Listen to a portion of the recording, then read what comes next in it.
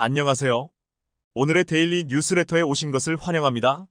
얼마 전 대만 해협에서 미 해군과 중국 함정이 충돌 직전까지 가는 사태가 벌어지면서 미중 간의 갈등이 격화되고 있습니다.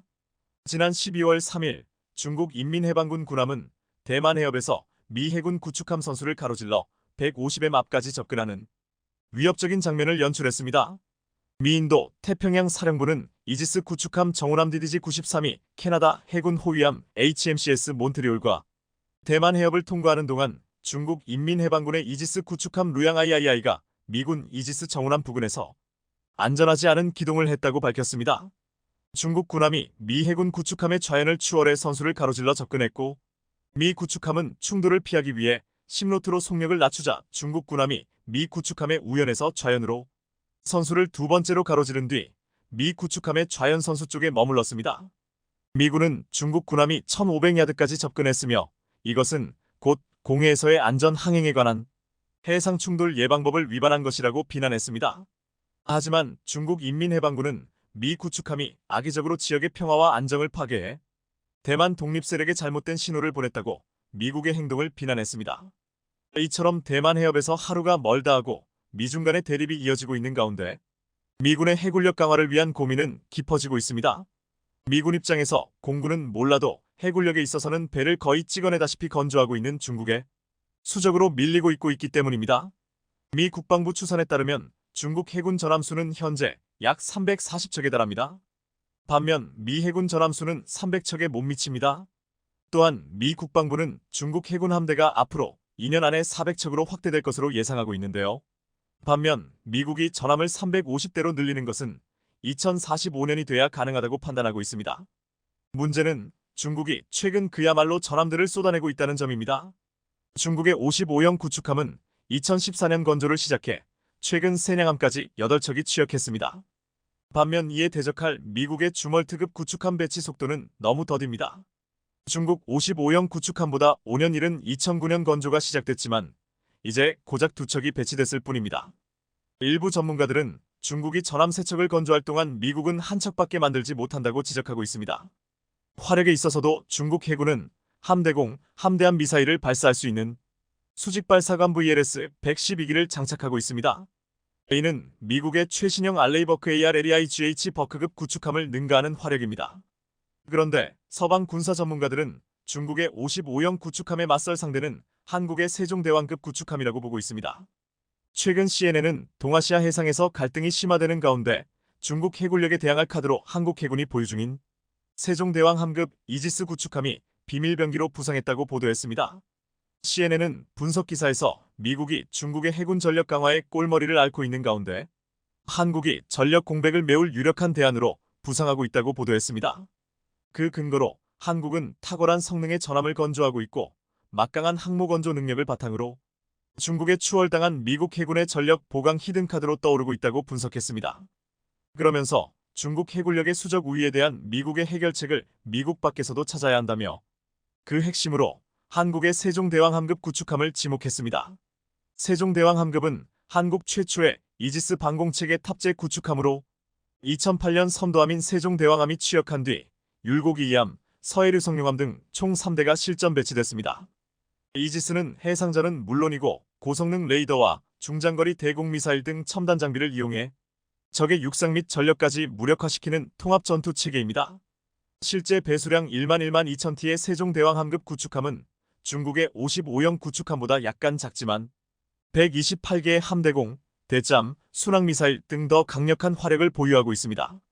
CNN은 미국이 중국을 견제하기 위해서는 중국과 지척인 한국에서 함정을 구매하거나 이들 국가 조선소에서 미국이 설계한 함정을 건조하는 것이 중국과의 함정 건조 수격차를 좁히는 가장 효율적인 방법이 될 수 있다고 지적한 것입니다. 걸림돌은 미국의 법입니다. 현재 미국 법률은 아무리 동맹국이라 할지라도 안보 우려와 자국 조선 산업을 보호해야 한다는 명분으로 외국에서 건조된 함정을 구매하거나 해외에서 함정을 건조하는 것을 금하고 있기 때문입니다. 전문가들은 미국이 장차 치러질지 모르는 중국과의 해전에서 우위를 점하기 위해서는 이 법을 제고해야 할 때가 됐다고 조언하고 있습니다. 군사 전문가인 호주 미 연구소 USSC 연구위원 블레이크 허징어는 이렇게 말했습니다. 한국은 제 시간에 예산안에서 고품질의 선박을 건조한다. 이 두 가지 장점은 이미 미국이 잃어버린 능력이다. 미국의 선박 건조 능력을 확대할 동안 한국의 조선소를 통해 그 공백을 메우는 것을 검토해야 한다는 이야기입니다. 중국의 해군력에 긴장하는 나라는 미국 외에도 또 있습니다. 바로 인도입니다. 인도의 앞마당인 인도양은 아시아, 유럽 및 미주를 연결하는 전략적 요충지로 세계 해상 무역의 75% 이상을 차지하는 곳입니다. 이러한 중요성을 일찌감치 간파한 중국은 스리랑카의 한반토타 항구와 파키스탄의 그와다르 및 기타 작은 섬 국가의 해군 시설을 장악하고 있습니다. 스리랑카는 이미 중국 선박이 항구로 오는 것을 거부할 수 없는 입장이 돼버렸습니다. 또한 개방된 인도양에 영구적인 입지를 구축하기 위해 항공모함을 대량으로 인수하는 계획을 수행하고 있습니다. 중국은 현재 2개의 항공모함을 보유하고 있습니다. 세 번째 항공모함은 건조 중이며 네 번째 항공모함도 계획 중입니다. 전문가들은 중국이 4척의 항공모함을 보유하게 되면 그중 한 척을 인도양에 주둔시킬 것으로, 이러한 도전에 가장 예민하게 반응하면서 항공모함을 원하는 나라가 바로 인도입니다. 인도에는 현재 2척의 항공모함이 있지만 중국의 해군력에 대응해 더 많은 항공모함을 건조하고 싶어 합니다. 그리고 그 대안으로 한국이 급부상하고 있습니다. 중국의 해상 영향권에 대한 욕심은 정말 혀를 내두를 수준이기 때문입니다. 중국은 베트남 - 인도네시아 - 말레이시아 - 필리핀으로 이어지는 남중국해의 유자 형태로 9개 선, 즉 9단선을 긋고 선 안쪽 90%가 자국령이라고 주장하고 있습니다. 여기에 관련된 나라들로서는 기가 찰 노릇입니다. 특히 미국과 동맹 관계를 강화하는 필리핀과 충돌이 잦은 상황입니다. 중국군은 지난 2월 6일 남중국해의 필리핀 해역인 세컨드 토머스 암초 지역에서 식량과 군용물자, 보급 작업을 지원하던 필리핀 선박을 향해 무기급 레이저를 쏘아 갈등을 촉발하기도 했는데요. 이처럼 중국이 해군력을 본격적으로 확대하고 위협적인 군사행동을 보이면서 미국은 물론 태평양 연안국들의 해군력 증강이 눈에 띄게 늘었습니다. 그리고 이것은 한국 조선업계 특수선 분야의 새로운 수주 기회가 되고 있습니다. 이런 분위기 속에 가장 먼저 한국을 향해 러브콜을 보낸 나라는 캐나다입니다. 캐나다가 약 58조 원을 들여 구형 순찰 잠수함 교체 사업을 추진 중이기 때문입니다. 전체 사업비의 3,050%가 선박 획득 비용으로 추정되는데 미국과 유럽산 잠수함 가격은 한 척당 3조 원이 넘어 한국이나 일본산 잠수함 도입이 유력하다는 것이 업계 분석입니다. 실제 캐나다 연방조달청과 해군 관계자 등은 지난 10일부터 사흘 동안 HD현대중공업 울산조선소, 하나오션 옥포조선소, 해군 잠수함 사령부 등을 직접 찾아 3,000톤급 잠수함과 건조시설 등을 둘러봤는데요. 이들은 일본의 잠수함 건조사인 미쓰비시 중공업, 가와사키 중공업 등도 방문한 것으로 알려져 한국과 일본 조선소들이 캐나다 잠수함 건조 사업에서 각축전을 벌일 전망입니다. 이러한 분위기를 타고 드디어 하나오션이 18조 규모의 미군함 정비시장에 진출해 한국 조선업계가 미 군함의 유지보수 MRO 사업에도 진출하게 됐습니다. 미국은 군함 유지보수 사업, 즉 MRO에만 한 해 139억 달러, 약 18조 2천억 원의 예산을 쏟아붓는 국가인데 그 첫 번째 예비 고객 명단에 하나오션이 오른 겁니다. 군함 MRO 사업은 수상함 잠수함 등 특수선 수리와 정비 전 주기를 관리하는 사업인데요. 새로운 배를 만드는 일은 규모는 크지만 시장 변동에 따라 부침을 겪기 마련입니다. 불황이 닥치면 걷잡을 수 없는 적자에 시달릴 수밖에 없습니다. 하지만 군함 유지보수 사업은 규모는 크지 않아도 중장기적으로 안정적인 매출을 확보할 수 있는 것이 장점이 있습니다. 미 해군은 과거 아시아 지역 조선소에서 유조선이나 보조함 등을 수리한 적이 있지만 구축함과 같은 군함을 수리한 적은 거의 없는 것으로 알려졌는데요. 최근 미국 조선소 내 노동력 부족 현상이 심해져 유지보수에 들어간 군함 공백 기간이 점점 더 길어지자 어쩔 수 없이 한국에 손을 내밀 수밖에 없게 된 것입니다. 이처럼 중국의 해군력에 맞서 군함 건조 및 유지보수가 시급해진 국가들이 많아짐에 따라 한국 조선업은 또 다른 기회를 맞고 있습니다. 지난 28일 KF-21 보라매의 마지막 시제기인 6호 기복자 2인승가 최초 비행을 무사히 마쳤습니다. 지난해 7월 1호기가 첫 비행에 성공한 이래 11개월 만에 시제기 6대가 모두 비행에 성공한 것입니다. 한국은 유례없는 놀라운 속도로 초음속 전투기 개발을 이뤄내고 있습니다. 그런데 KF-21 6호기 비행 성공 소식과 더불어 스텔스 무인기 가오리-X 개발 소식과 항공모함 소식까지 더해지자 놀라운 그림이 그려지고 있습니다. 그동안 미국의 패권에 도전한다면서 무서운 속도로 무기를 만들고 있는 중국에서 지금 한국의 놀라운 계획을 의식하며 우려하는 모습이 나오고 있습니다. 먼저 KF-21이 3년 뒤인 2026년에 전력화될 것으로 예상되는 가운데 KF-21과 함께 운용될 스텔스 무인기 가오리 X가 연내 개발이 완료된다는 소식이 전해졌습니다. 지난 북한의 무인기 도발 이후 우리 군은 9월 드론작전 사령부를 창설하면서 북한군 레이더에 탐지되지 않는 가오리 형상의 스텔스 소형 무인기 가오리 X 개발을 완료할 것으로 알려졌습니다.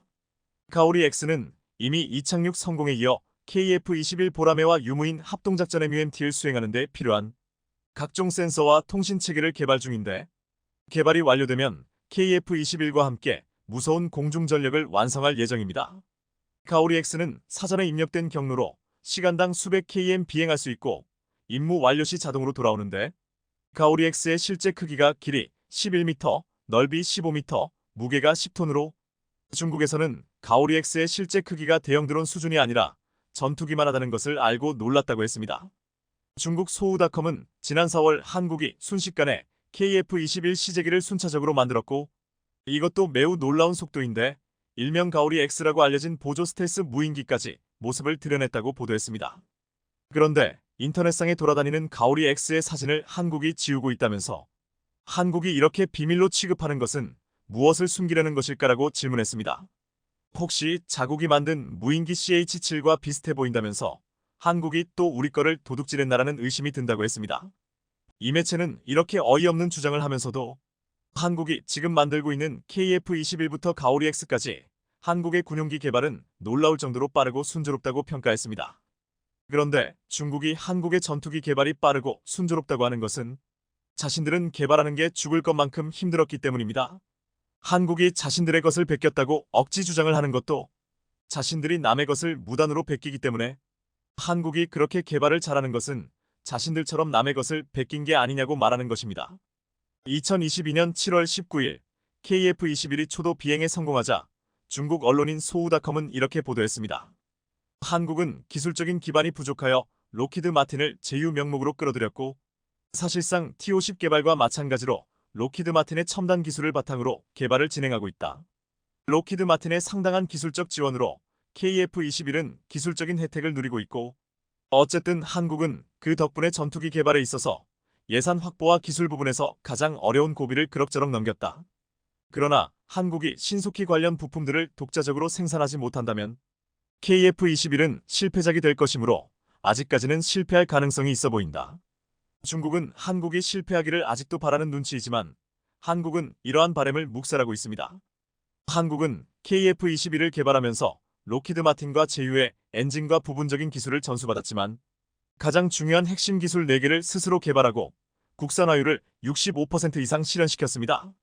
일각에서는 국산화율 100%를 주장하지만 65%의 국산화율도 대단한 것이라며 사실상 100% 국산화라는 것은 의미가 없다고 했습니다. 스웨덴 그리펜은 KF-21에 들어가는 미국 G2 엔진을 쓰고 85%를 외국에서 부품을 사서 조립하지만 스웨덴제로 인정받고 수출까지 하고 있습니다. 하지만 모든 체계 설계를 스웨덴이 했기에 스웨덴만이 만드는 독자 모델로 인정받고 있습니다. KF-21은 전체의 체계 설계를 우리가 직접 한 기체이고 게다가 대부분의 부품을 우리가 직접 만들었습니다. 일본은 미국과 FE 전투기 공동 개발에서 실패하고 이후 영국과 협력하기로 했지만 이것도 힘들어지는 상황입니다. 영국 측은 일본에서 취할 수 있는 기술이 별로 없다며 오히려 KF-21 시험 비행 성공을 계기로 한국과 전투기 개발에 상호 협력하자고 먼저 제의를 해왔습니다. 중국이 제 아무리 최신 전투기를 내놓는다고 떠벌려도 결코 한국을 따라올 수 없는 이유는 바로 전투기 엔진이라고 했습니다.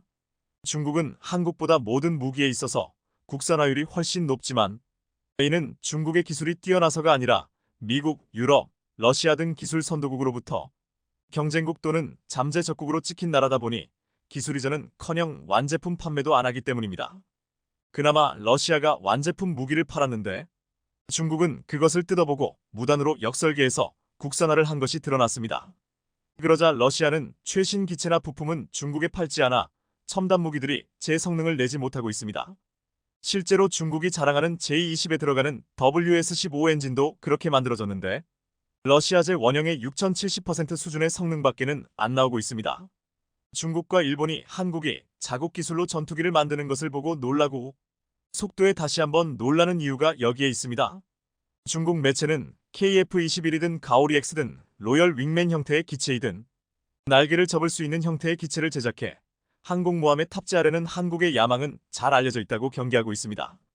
중국 소후닷컴은 지난 14일 한국에서 열린 국제해양방 위산업전 마덱스 2023에서 공개된 7만 톤급 항공모함을 보고서 논란 기색이 역력했습니다. 기사 제목은 한국은 7만 톤급 항공모함 계획을 내놓고 중국과 경쟁하고 싶나? 였습니다. 그러면서 중국의 푸제남을 닮은 한국형 항모, 중국과 경쟁하려는가? 라고 물었습니다. 한국은 다른 나라처럼 미국산 항공모함기를 선택하지 않고 한국산 스텔스 전투기 KF-21의 함상형을 개발할 것이라면서 국산 항공모함과 국산 항공모함기를 개발하려는 한국인의 야심을 얼핏 보기에 정말 남다르다고 표현했습니다.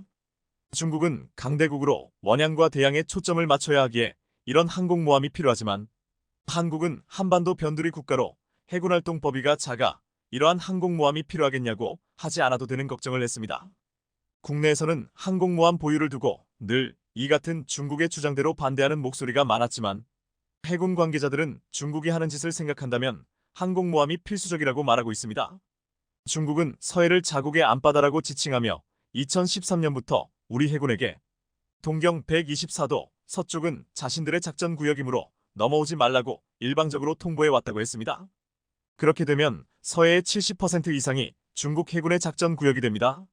중국 해군은 이렇게 매년 서해에서의 활동 범위를 넓혀가고 있으며 수적인 우위를 앞세워 이 근처를 항해하는 대한민국 해군 함정을 둘러싸듯 포위하여 위협하는 일도 서슴지 않고 있습니다. 중국의 회색지대 전술은 남중국해뿐만 아니라 한반도 서쪽 바다에서도 현재 진행형으로 이루어지고 있다는 것입니다. 앞으로 중국이 남중국해를 힘으로 장악하게 될 가능성이 높고 서해뿐만 아니라 남중국해에서도 길목을 막아서면 수출로 먹고 사는 한국은 큰 영향을 받게 됩니다. 그래서 중국을 견제하려면 항공모함이 필요하다고 했습니다. 항공모함을 한국이 보유한다면 중국에 대항해 인근 해역에서 머물면서 근거리에서 항공기의 보급을 통해 안정적이고 빠른 항공 지원이 가능하며 기존 강습 상륙함에 비해 우월한 체급으로 헬리콥터 전력도 충분히 제공할 수 있다고 했습니다. 또한 중국에 이어 일본도 항공모함을 2024년에 전력화를 시도하는데 일본이 항공모함을 운용해 독도를 노린다면 한국이 열세에 놓일 수밖에 없다고 했습니다. 주변국이 한반도 주변에서 항모전투단을 운영한다면 분명 우리 군의 해양주권 수호 및 국위보호 활동에 큰 장애가 된다는 것입니다. 한국은 지금 KF-21과 함께 운용할 수 있는 가오리-X를 비롯해 7만 톤의 항공모함과 더불어 여기에 실어 운용할 수 있는 KF-21 네이비까지 만들고 있습니다. 중국은 지금 열심히 첨단 전투기와 항공모함 등을 만들고 있지만 모든 것이 중국 자국 기술로 만든 중국산이기에 실전에서 자신들이 과시하는 것 같은 전력은 아닐 것이라고 했습니다. 훨씬 앞선 기술이라고 자부하던 러시아도 이번 우크라이나전에서 전차나 전투기 등이 서양의 무기에 맹모추는 취약함을 드러냈습니다. 중국은 서해 지역을 비롯해 한반도 유사시 북한 일부 지역을 노리고 있지만 한국은 이런 중국의 야욕을 누를 수 있는 더욱 강력한 군대를 만들어가고 있습니다. 최근 논란이 되었던 경항모 사업과 관련 한국 정부는 어떠한 반응을 보이지 않았는데요. 알고 보니 세계를 깜짝 놀라게 만들 만한 이야기가 수면 아래에서 진행 중이었습니다. 바로 경항모가 아닌 중항모를 한국이 건조할 예정이며 이를 위해 하나그룹이 적극적으로 움직이고 있다는 사실이 공개된 것인데요. 조만간 한국이 보유하게 될 중항모는 대체 어떤 종류이며 한국이 어떻게 항모 사업을 이어갈 수 있게 되었는지에 대해 지금부터 자세하게 설명해 드리겠습니다. 260척. 이 숫자는 한국 해역을 제 집 드나들듯이 침범했던 중국 군함의 숫자입니다. 공동관할 해역이 아닌 한국 단독 해역에 함부로 들어온 것을 센 숫자인데요. 2018년에는 230척을 기록했던 것에서 30척이 늘어난 숫자로 점점 시간이 지날수록 한국 관할 해역을 중국 해역인 양 침범하는 숫자가 줄지를 않고 있습니다. 작년 기준 260척을 기록하며 최대치를 기록했죠. 국회 국방위원회 임병헌 의원이 공개한 자료에 따르면 작년 8월 기준 남해를 통해 침범한 중국 선박은 110척, 서해를 통해 침범한 선박은 50척에 달했고 동해에서 발견된 선박은 10척에 달했습니다. 8월 한 달 기준으로 170척이 한국 항해를 버젓이 드나들었던 것이죠. 이조차도 한국 군함이 출격해 쫓아낸 숫자입니다. 한국 군함 몰래 침입한 숫자를 생각해보면 정신이 아득해질 정도로 중국 군함은 한국 경계 수역을 유린하고 있는데요. 지금까지는 한국 해경과 해군의 도움으로 중국 선박을 쫓아낼 수 있었지만 앞으로는 중국 선박을 쫓아내지 못할 가능성도 있습니다. 바로 중국이 무섭게 제조하고 있는 군함 때문이죠. 특히 미국을 쫓아가겠다며 해양 굴기를 실현하는 중국이 가장 공을 들이는 분야가 바로 항공모함입니다. 바다 위를 떠다니는 요새로 한 나라의 국력을 상징하기도 하는 항모 숫자를 중국은 최근 들어 무섭게 늘리고 있죠. 중국 CCTV는 올해 세 번째로 진수한 항공모함 푸제남이 계류 테스트에 들어갔다는 사실을 알렸습니다. 계류 테스트란 함정을 부두에 계류한 채 선내 장비와 기계류의 이상 유무를 판단하는 테스트를 가리키는데요. 이 테스트가 시행된다는 것은 곧 실전 배치가 멀지 않았다는 뜻이고 한국에게 있어 강력한 경쟁 상대인 항공모함이 또 한 척 추가되었다는 것을 의미합니다. 푸제남은 중국이 자체 설계해 건조한 최초의 사출형 항공모함으로 배수량은 8만 톤에 달하며 스키점프식 함재기 이륙 방식이 아닌 전자기 캐터펄트를 사용해 만든 항모입니다. 2024년 취역을 앞두고 있는 푸제남은 군사 전문가들 사이에서 실전 배치되기까지 아직 시간이 많이 남았다는 분석이었는데요. 그러나 계류 테스트에서도 아무 이상이 없다는 것이 드러나면서 실전 배치가 앞당겨질 수 있다는 이야기가 흘러나왔습니다. 그러지 않아도 중국 선박들이 자국 해군력을 믿고 한국 영해를 침범하는 와중에 푸제남까지 가세하게 되면 중국의 불법 행위가 더욱 기승을 부릴 전망인데요. 이를 못마땅하게 여긴 어민들과 군 관계자들은 한국도 서둘러 항모 도입을 해야 한다고 주장했습니다. 그렇게 해서 한국형 경항모 사업이 추진되었죠. 하지만 지난 정권 때까지 적극적으로 진행되던 경항모 사업은 최근 예산이 중지되면서 실패로 끝나는 듯 보였습니다. 그러지 않아도 항모 도입에 대해 비관적인 여론이 지배적이었던 상황에서 항모 도입은 먼 훗날 이뤄지는 것으로 예측되었죠. 그러나 최근 놀라운 소식이 전해지면서 한국에서 항모가 도입될 가능성이 높아졌습니다. 이제까지 추진되던 경항모가 아니라 중항모로 크기를 변경, 중국과 맞설 정도로 한국이 항모 규모를 키울 예정이라는 정보가 폴린 것이죠. 이 소식이 처음 공개된 것은 최근 성황리에 행사를 마친 대한민국방 위산업전이었습니다. KAI는 이곳에서 특이한 형태의 모델을 공개하며 세간의 이목을 집중시켰는데요. KAI가 공개한 것은 바로 KF-21의 함재기 모델이었습니다. 한국 방산의 자존심을 살린 KF-21은 세계에서 주목받은 4.5세대 전투기로 현재 테스트가 진행 중인데요. 뛰어난 성능과 가성비의 많은 국가들이 KF-21 도입을 타진할 정도로 인기를 끄는 기종입니다. 그런데 방위사업전에서 함재기 형태의 새로운 모델 KF-21N이 공개되면서 많은 이들은 의문을 가졌죠. 그동안 논의되던 한국형 경항모에는 도저히 실을 만한 크기의 함재기 모델이 아닌 것이었습니다.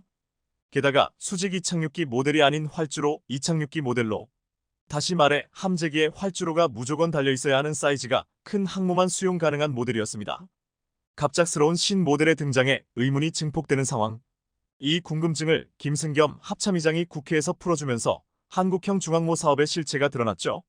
그는 국회 국방위원회 전체 회의에서 함재기 모델과 관련 설계 변경을 암시하는 대답을 내놓았습니다. 경항모로는 도저히 중국과 일본 등 주변 국가와 경쟁이 불가능하고 한국 해군의 질적 상승을 위해 사이즈 변경이 필요하다는 취지의 발언을 한 것이죠. 현재 연구 용역이 진행 중이라고 말하며 실제 중항모 개발이 추진되고 있음을 암시하는 내용을 언급했습니다. 이와 더불어 현재 한국 정부가 진지하게 중항모 사업을 준비하고 있다는 정황도 같이 밝혀졌는데요. 바로 하나그룹이 대우조선해양을 인수한 사실입니다. 그동안 적자로 새로운 주인을 찾던 대우조선해양을 정부와 대주주인 산업은행이 하나그룹에 넘기기로 결정한 것이죠. 여의도 한국수출입은행에서 열린 긴급회의를 통해 대우조선해양 매각 논의가 이어졌고 정부 주도로 재빠르게 대우조선해양을 하나로 넘기는 결정이 내려졌습니다. 마치 사전에 협의가 된 것처럼 빠르게 결론이 났는데요. 심지어 하나그룹이 애초에 원했던 것은 특수선 분야였으나 정부가 회사 전체를 인수할 것을 요구한 사실이 보도되면서 의혹은 더욱 증폭되었습니다. 대우조선해양은 잠수함 분야에서 혁혁한 공을 세운 곳으로 대한민국 조선업 분야에서 상징적인 회사라 할 수 있을 정도로 세계 시장에서 압도적인 건조, 노하우를 지닌 곳으로 유명합니다.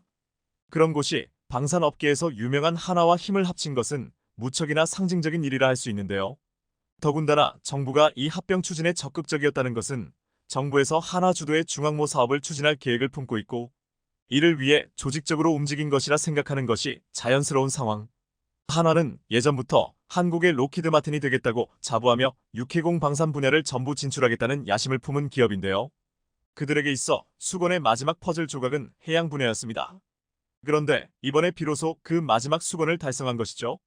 일각에서는 아직 경항모는커녕 중항모 건설조차 시도하지 못한 한국이 빠른 시일 내에 항모 건설을 하는 것은 불가능이고 무모한 일을 도전하는 것이 아니냐는 주장이 나왔는데요. 그러나 방산 산업을 처음 시작할 때부터 한국은 불가능을 가능으로 만드는 일에 도전해왔습니다. 누구도 기술 이전을 하지 않는 상황에서 한국 엔지니어와 방산 관계자는 맨 땅에 헤딩하듯이 하나하나 기술을 개발하면서 지금의 방산 신화를 만들 수 있었는데요. 더군다나 한화에게는 기술 이전을 받을 수 있는 중요한 카드도 확보한 상태입니다. 대우조선해양은 합병 이전 영국의 밥콕사와 양해각서를 체결하며 기술 협력에 대해 논의한 적이 있죠.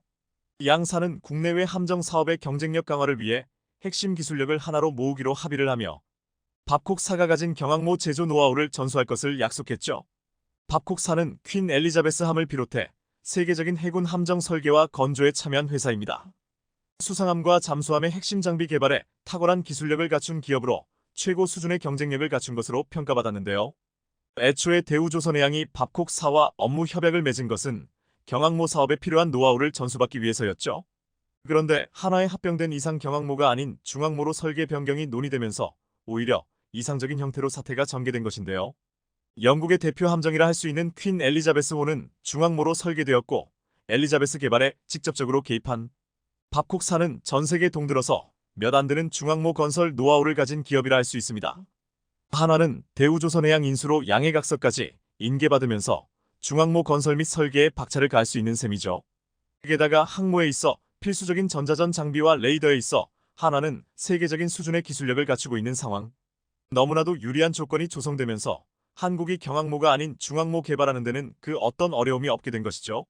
사실상 중항모 개발에는 프로젝트 추진 의사만 있으면 되는 가운데 한화는 발 빠르게 움직이고 있죠. 세계적인 수준으로 점점 업그레이드되고 있는 한국 방산. 자기 해역인 것처럼 서해를 침범하는 중국의 아나무인한 행동을 한국 중항모로 견제할 수 있기를 기원해 보겠습니다. 하마스 연계 세력으로 알려진 예멘의 후티 반군이 홍해에서 선을 넘고 있습니다.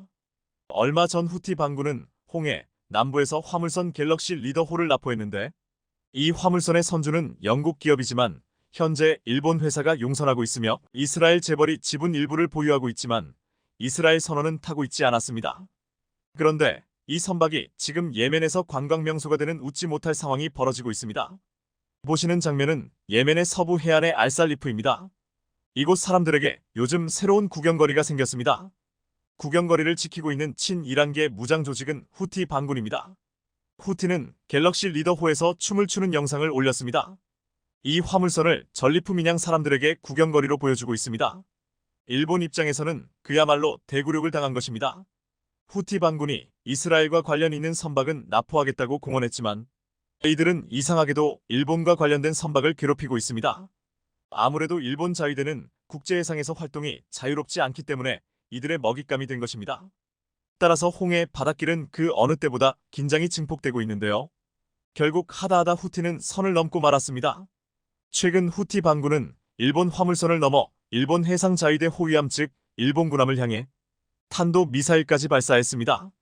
아프리카 동부 소말리아 아덴만에서 납포된 선박 구조에 나섰던 일본 해상자위대 호위함이 예멘에서 발사된 탄도미사일 공격 대상이 됐던 것으로 확인됐습니다. 해상자위대 수장인 사카이료 해상망료장은 지난 28일 기자회견에서 아덴만에서 해적대처 활동 중인 해상자위대 호위함 아케보노에서 약 10해리약 18.5km 떨어진 해역에 탄도미사일이 떨어졌다는 정보를 미군으로부터 받았다고 밝혔다고 아사히 신문이 29일 보도했습니다. 아케보노함은 지난 26일 납치된 이스라엘 관련 유조선 센트럴파크호 구조 신호를 받고 P3C 초계기와 현장 해역으로 향했습니다. NHK는 아케보노함이 탄도미사일 발사 정보를 받은 뒤 속도를 최대에 가까운 시속 55km까지 올려 현장에서 도망쳤다고 관계자를 인용해 보도했습니다.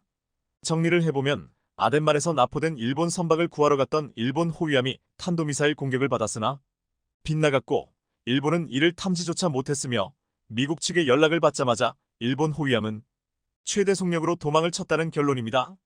과거 아덴만에서 성공적으로 납포 선박을 구출했던 한국과 너무나도 비교되는 결과인데요. 이처럼 후티 반군이 이스라엘과 미국 관련 배들뿐 아니라 서방의 무역선과 일본의 군함까지 무차별적으로 공격을 퍼부으면서 지금 홍해 항로는 그야말로 무법지대가 되었고, 이 때문에 글로벌 해상 무역에까지 악영향을 미치고 있습니다. 그런데 이런 상황에서 후티 반군에게 시원한 한 방을 먹인 것은 다름 아닌 한국이었습니다. 후티 반군이 한국의 다연장 로켓 천무에게 호되게 응징을 당했다는 소식이 전해졌습니다. 사우디는 겉으로는 이스라엘을 비난하는 쪽입니다. 가자지구 포위를 끝내고 인도주의적 지원을 허용할 것을 촉구한다며 이스라엘을 성토하기도 했습니다.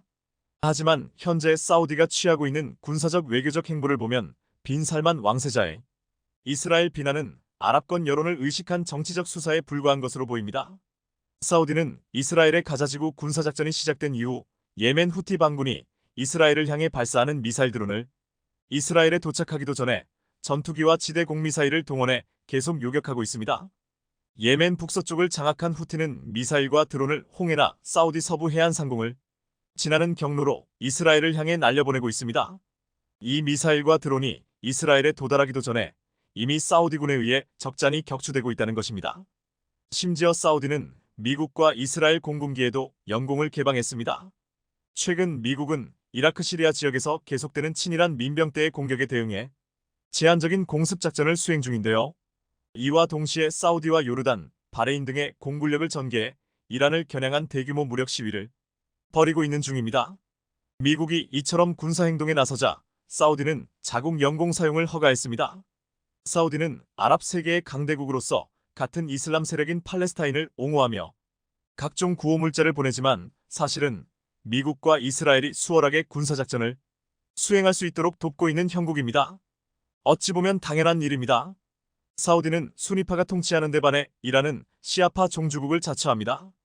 두 나라는 말 그대로 철천지 원수 사이입니다. 그러니 이렇게 미국과 이스라엘에게 영공을 개방하는 한편 이란을 지지하는 예멘의 후티 반군을 공격하고 있는 것입니다.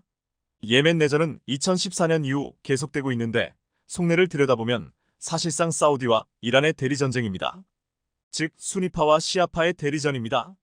그래서 이란은 후티 반군의 군사고문단과 무기를 제공했고 사우디는 수니파 정부군을 도우면서 아예 다국적군을 만들어 참전했습니다.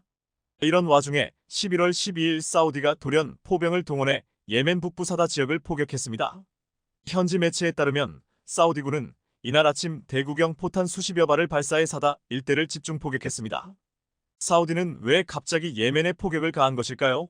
사다라는 지역에 비밀이 있습니다. 예멘 북부의 교통 요충지인 사다 지역은 오랫동안 계속된 사우디와 전투로 후티 반군 주력 부대가 대거 주둔하고 있는 곳입니다. 후티 지상군은 물론 항공전력과 미사일 부대도 사우디를 공격하기 위해 이 일대에 배치된 상태입니다. 지난해 후티 반군이 미사일과 드론으로 사우디 서부 홍해 연안의 제다 지역을 공격했을 때 도발 원점이 된 것도 바로 사다였습니다. 즉 사우디의 이번 포격은 사다에 배치된 후티 반군의 미사일 드론 부대를 겨냥했던 것입니다. 그런데 여기서 우리가 주목할 것은 사우디가 이곳을 무엇으로 타격했는지 여부입니다. 사우디는 그동안 후티 반군을 공격할 때 전투기 공습을 선호했는데 이번 공격은 공군이 아니라 포병이 수행했고 국경에서 40km 이상 떨어진 지역을 타격했습니다. 사우디 포병이 보유한 무기 가운데 40km 이상 거리를 공격할 수 있는 무기는 두 종류입니다. 하나는 미국 M270 MLRS와 또 하나는 한국산 다연장 로켓 K239 천무입니다. 그런데 공교롭게도 이번에 포격한 사다를 사정권에 둔 사우디군 포병부대는 남부 국경 인근 나지란 지역에 있는 K239 포대였습니다. 이 부대는 사다와 직선거리로 약 70km 떨어져 있어 사격 진지 이동 없이 포격이 가능합니다. 비밀리에 1조 원 규모의 천무를 수입해 일선 부대에 배치한 사우디는 후티와 평화협상을 시작한 4월 예멘 국경에 있는 K239 부대를 처음 일반에 공개했는데요. 사우디가 수입한 천무는 사거리 45km 무유도탄인 230 로켓과 사거리 80km 유도탄인 239 로켓 두 종류입니다. 사우디가 이번 공격에 천무를 동원한 것으로 추정되는 이유는 후티 반군이 보유한 모든 유형의 포병 무기보다 긴 사거리를 지녀 포격 후 반격을 피할 수 있기 때문입니다. 실제로 후티 반군은 이번에 포탄 수십 발을 얻어맞고도 사우디의 별다른 반응을 보이지 않았고 실제로 대응 사격도 하지 못했는데요. 이번 포격이 주목받는 이유는 사우디가 동원한 포병 자산이 정말 천무라면 이번이 천무의 첫 실전 대비가 되기 때문입니다. 사우디 측 의도는 후티 반군의 보복 공격 가능성을 차단하고 일방적으로 포격을 퍼붓는 것으로 보이는데, 그렇다면 천무는 사우디의 작전 의도를 완벽하게 달성한 성공적인 데뷔전을 치른 셈이 됩니다. 크게 선전할 만한 일이지만 비밀리에 구입해간 외국제 무기의 전과를 철저히 비밀에 붙여온 사우디 측 관행상 이번 포격의 구체적 진상도 당분간 공개되지 않을 공산이 큽니다. 한국이 만든 다연장 로켓 천무는 보병 휴대용 장비인 형궁처럼 쉽게 유통될 수 있는 무기가 아니지만, 사우디는 물론 아랍에미리트에서도 기존 다연장 로켓 장비를 뛰어넘는 성능과 신뢰성으로 큰 호평을 받고 있습니다.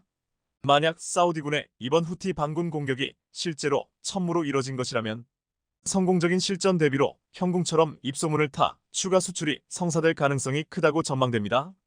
천무는 MLRS보다 기동성이 우수하고 하이마스보다 다양한 탄약을 더 많이 운용할 수 있습니다. 또 자동화된 사격 통제 장치를 갖춰 발사 준비 시간과 사격 후 진지 이탈 소요 시간도 짧습니다. 다연장 로켓으로 치고 빠지는 전술을 구사할 수 있는 것인데요. 폴란드 수출 사례에서 증명된 것처럼 MLRS나 하이마스보다 우수한 데다 가격이 저렴하고 납기도 빠릅니다. 사우디가 이번 이스라엘 하마스 전쟁 발발 후 보인 행보를 이어간다면 후티와 평화협상은 물 건너갈 것이고, 국경에 배치된 천무의 실전 사용 빈도도 늘어날 공산이 큽니다. 과연 천무가 형궁이 그랬던 것처럼 중동 지역에서 성공적인 데뷔전을 치르고 세계 최강 다연장 로켓 시스템으로 입소문을 타 추가 수출의 물꼬를 틀 수 있을지 주목됩니다. 오늘 준비한 소식은 여기까지입니다. 댓글을 통한 여러분들의 많은 의견 기다리겠습니다.